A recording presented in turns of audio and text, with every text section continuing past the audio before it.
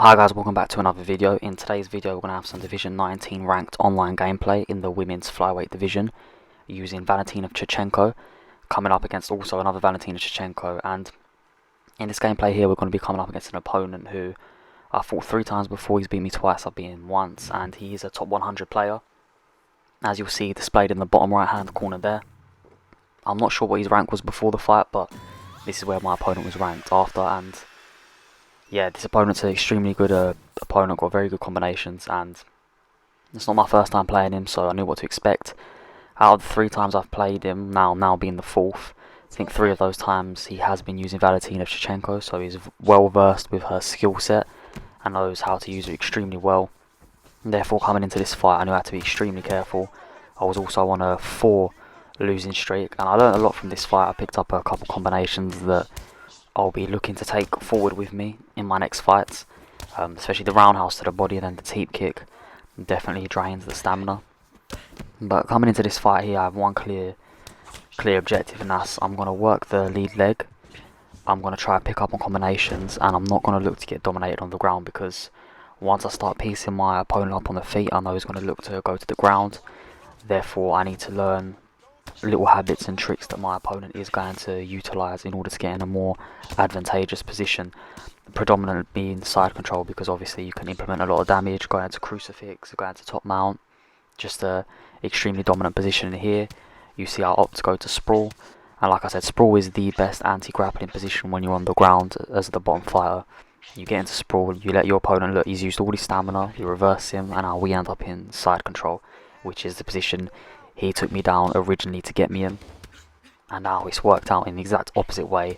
I've now utilised the sprawl in order to get into side control, and it's just little tricks like that that can really help you beat these high level players, or any player in general. It's just, these are little tips and tricks that you're going to have to utilise in order to do well. But like I was saying, the main thing I'm going to be looking to do is pick up on my opponent's combinations. I'm going to look to throw strikes to counter his combinations. I'm going to really work that lead leg, because like I say in all my videos, once you take out the lead leg, it's going to be very, very hard for your opponent to come back into the fight. So as you can see, I'm mixing in the leg attacks here, and I'm going to throw my lead leg to his lead leg to start combinations, and then I'll throw mine to end combinations. And then the main thing with leg kicks is how you incorporate them into the game plan, because if you mix them up very well, it's going to be very, very, very hard for your opponent to start checking them.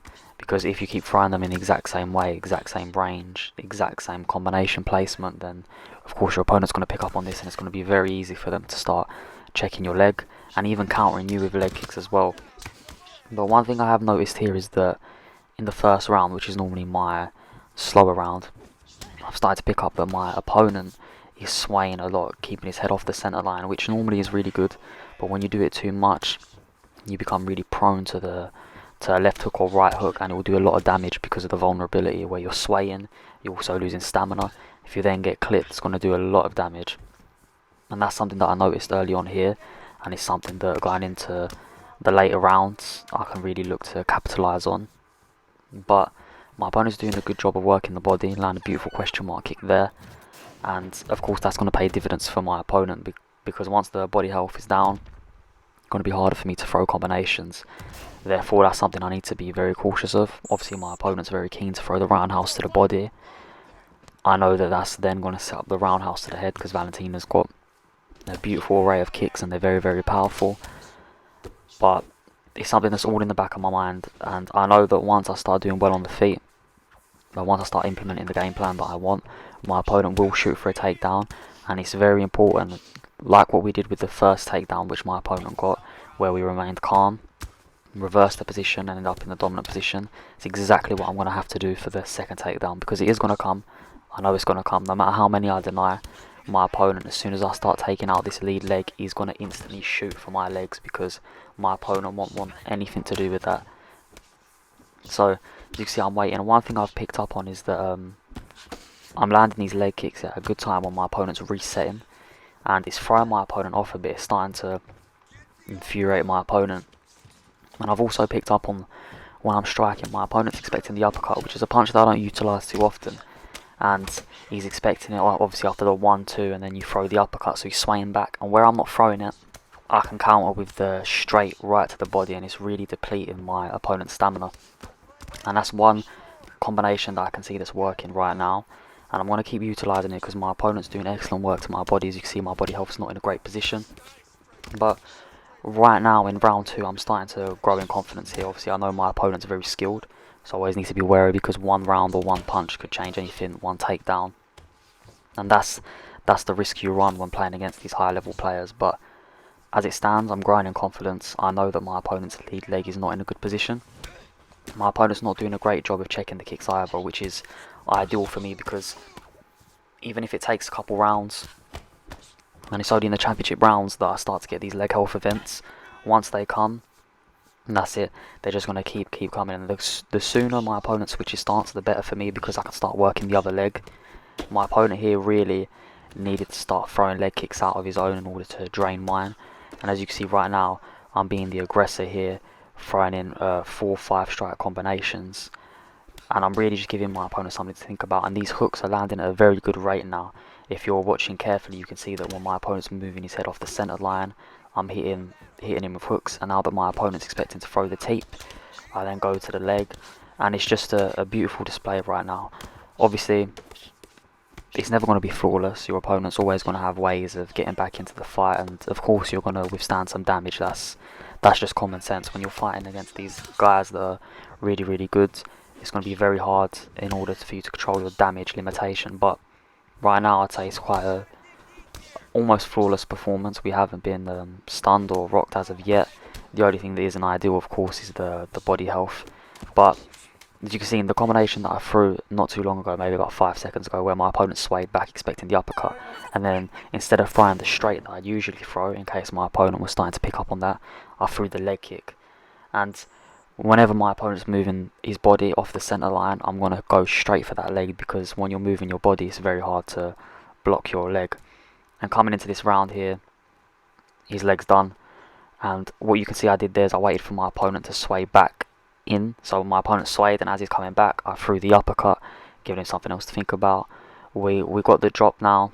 I think that's 2 knockdowns there, and instantly my opponent shoots for a turning takedown, which is to be expected, right? Obviously, if the fight's not going your way, you're going to have to mix things in, and when you're using someone as well versed as Valentina Shevchenko, literally is just a pure a mixed martial artist. She can do anything. He can look to take this fight anywhere he wants, and he's inside control right now, which is, if you remember in his first takedown, it's exactly where he wanted to go. Fortunately, we get to sprawl here, and when I'm in this position, I'm more than fine to absorb these body shots, and that's going to come with mixed reviews. Obviously, some people would say you shouldn't just wait there and take all this body shot. It's going to drain your stamina and your body health. But if you look at my body health, it's not in the best position, as the ref stands up. But look at my stamina. My stamina is actually in a good place right now, especially for the 3rd round, and knowing that we've got the championship rounds ahead. And I know that my opponent is not in a good shape. I know my opponent's stamina isn't in the best position. My opponent's leg health isn't in the best position. My opponent's head health's also not great. His body health's probably, holding up. I haven't been going to the body with too many power strikes, just little strikes here and there. And as you can see, that's where that hook comes into place again. And we're getting another knockdown here. And this round is a very, very big round. It could easily be a 10-8. As you can see, as long as I don't take a stun or a knockdown, we're in a good position here. And the combinations are really flowing. Opponent does a good job there of swaying the hook. That's where he's expecting that combination now. I took a mental note of it, and I'm going to try not to throw it again. But instead of going crazy here, I'm backing away, and I'm going to look to work the leg again. My opponent gets another takedown here, and here is about minimising damage. The round is definitely mine, unless my obviously opponent finishes me or manages to get a couple knockdowns. I know that the round is mine 100%. And here, I know that my opponent either wants to go to side control or ground and pound me.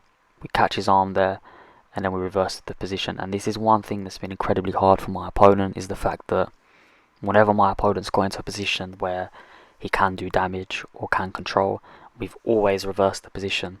And mentally, that's not going to be a good sign, because my opponent now knows that on the feet, pretty much done. It's going to be very hard for my opponent to get back into this fight just because we've separated how we've done the damage on the body. So the legs are really done, the body's not in a great position, and his head health's extremely low now as well. Whereas you look at me, my opponent done an excellent job when going to the body. My head health's in a fairly good position and my legs are pretty much fine. So my opponent doesn't have as much to work with. My opponent really has to go to the head.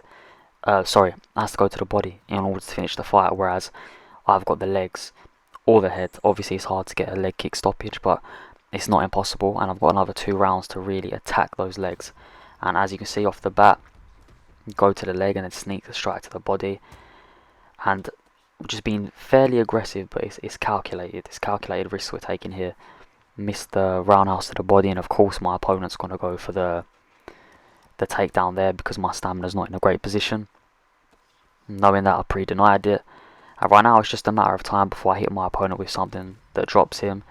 As you can see, the hook is just breaking through, and we're doing a good job here. Like I said, calculated aggression. My opponent's finally started to check these leg kicks, but it's a bit too late for that now. The damage has already been done. But yeah, my opponent's stamina's not in a great spot, as you can see. When throwing these combinations, the power just isn't behind them no more because of the leg damage. And I'm just waiting here for a window of opportunity to throw a big strike. Could have gone to the head there, but opted to go for the body just to drain that stamina a bit. Beautiful check right, and then that's what finishes the fight. So I'd say that's an incredibly impressive performance against an incredible opponent. This guy's always in the top 100 every time I check the list every season. Doesn't matter, he's always in there.